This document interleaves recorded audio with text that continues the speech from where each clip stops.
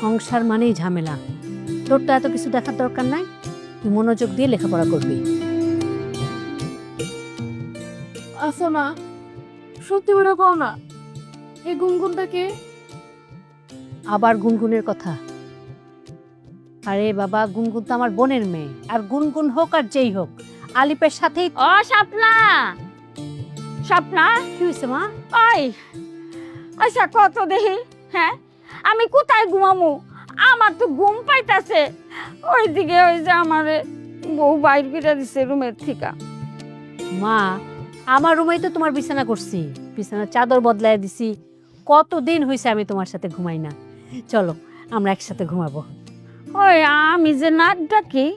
নানি, আপনি আমার সাথে শোন না, আমি আপনার সুন্দর করে বিছানা করে দিতেছি, ঘুমানোর সময় দরকার আপনার পাও টিপা দিব। আর আমি যে ঘুমাই, আপনার এই নাক ডাকা শব্দ আমার কানেই যাবে না। আসেন। তুই কোথায় ঘুমাস? কেন, এই যে কার্পেটে। ওই স্বপ্না, তোর বাসার সবাই কি বেয়াদব হয়ে গেছে? হ্যাঁ, এই আমারে কয় কার্পেটে ঘুমাইতে। আমি কি কার্পেটে ঘুমাই না মানুষ? এই সেমরি, আমি কি তোর মতো ফকির নিজে কার্পেটে ঘুমামু? হাই শিশির, তোর নানিকে নিয়ে আমার রুমে দিয়ে আয়, আমি আসতেছি। চলো রানু চলো। ছাড় আমারে, কারণ লাগবো না। আমি কালকে যামুগা, থাকুম নাই বাইতে। ছাড়। আরে মা, হে তুই রাগ হ কেন? অনেক রাত হয়ে গেছে, তুই ঘুমার পর। হ্যাঁ, কপাল। হ্যাঁ ঘুমাবো, আর একটু পড়ানি, পরে পরীক্ষায় কিছু পারবো না।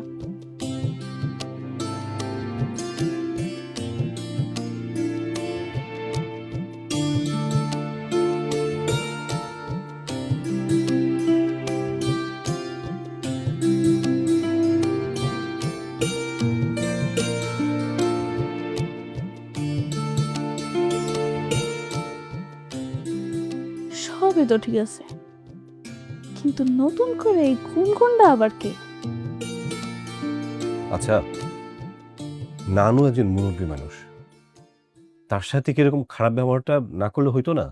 আচ্ছা, এই রুমে সে শুইতে চাইছে, শুইতে দিতা, তুমি সঙ্গে সাথে ড্রয়িং রুমে শুইতা, সমস্যা কি ছিল? শিশির, মুরব্বী মানুষ বলে তো আমি ওনাকে মাথায় তুলে রাখতে পারবো না, তাই না? আচ্ছা, আমি তো বলছি আব্বা আসলে এবার বলবো একটা বড় বাসা নিতে, আর তা না হলে এই বাসায় আমিই থাকবো না। 2 দিন পর পর তোমাদের একটার পর একটা মেহমান আসবে, আইসা আমার বেডরুম দখল করতে আসে। বাহ!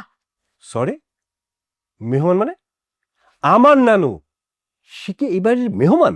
আশ্চর্য, উনি মেহমান না তো কি? হ্যাঁ, উনি কি এই বাসায় সবসময় থাকে?